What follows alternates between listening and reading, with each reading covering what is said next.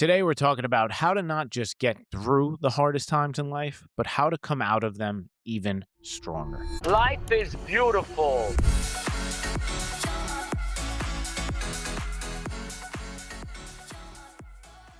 So, Mike, I want to tell you about this guy named Will.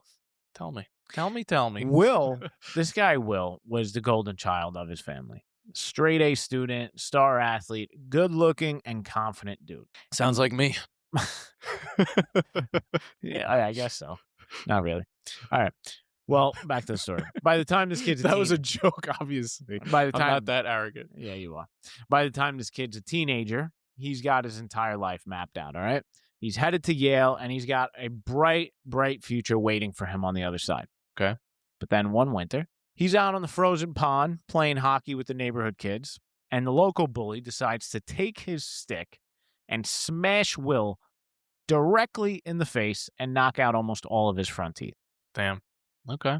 Yeah, and this, by the way, is the 1880s, so there's no real dentist to run to, and Will's mouth never fully heals properly. Okay. So because of that now, Will becomes severely depressed. Okay. So depressed that this guy gives up on his dream of going to Yale. Okay. And just when this guy thinks things can't get any worse, he gets the unexpected news that his mom has contracted tuberculosis and is deathly sick. So now Will, this dude that was supposed to be out conquering the world, ends up spending the next 3 years of his life barely leaving his house and taking care of his dying mom. So at this point, Will has every reason to stay depressed, right? Complain about how unfair his life has become, but that's not what Will does. Then Will makes the most of his time by reading. And he reads anything he can get his hands on. Till one day he picks up a book that completely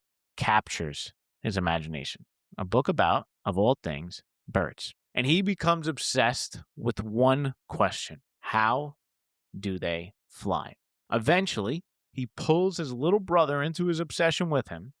And on December 17th, 1903, Wilbur and Orville Wright become the reason the entire human race can fly. Giving you a little Dumbledore clap for that story. Yeah, thank you. That was a little preview into our recent keynote.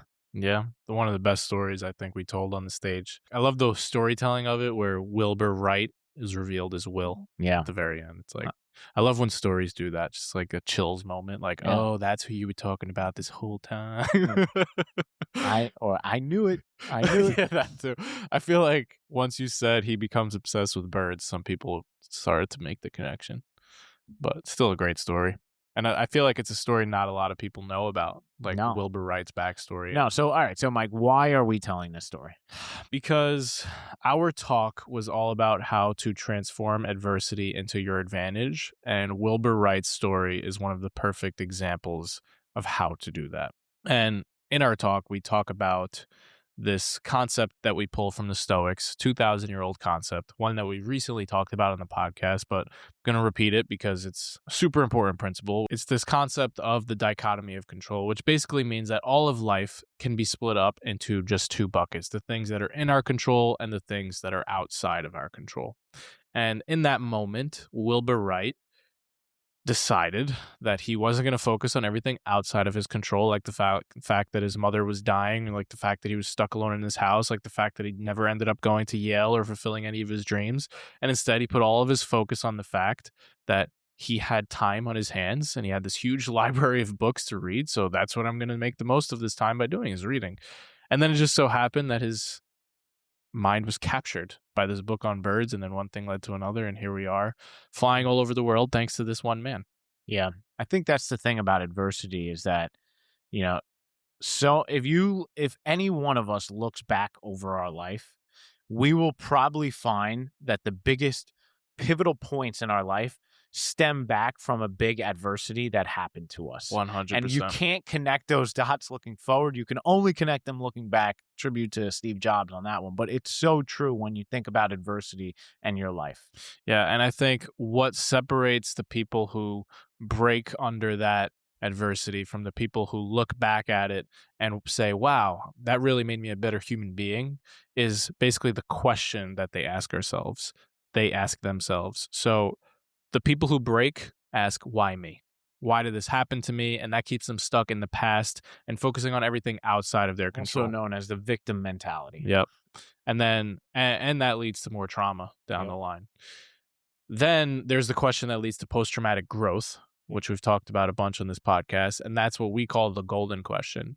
And it guides you to focus on everything in your control, everything you can do about the situation. And that question is, how can I make the best of this?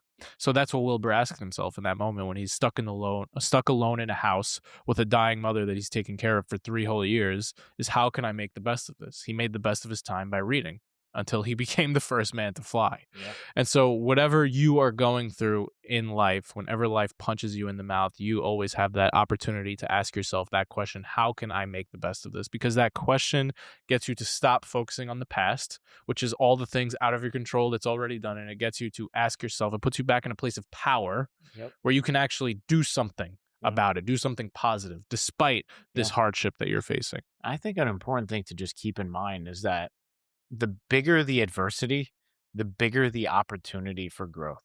That's so true. When life really knocks you out, like, keep that in mind, that if it hurts really, really bad, just know that there is really, really good stuff that can come out of it. That is a great point. That like gives hope to people who are like going through something extremely difficult, is that there's a correlation between how difficult it is and how much growth you can experience from that 100%. thing. Yeah, I love that. All right, let's end on that note. Call to action today is to ask yourself the golden question. If you're going through something difficult right now, how can I make the best of this? Make the best of it, get your power, and have yourself a day. It's a great question. Thanks for hanging out with us. Love you. Peace.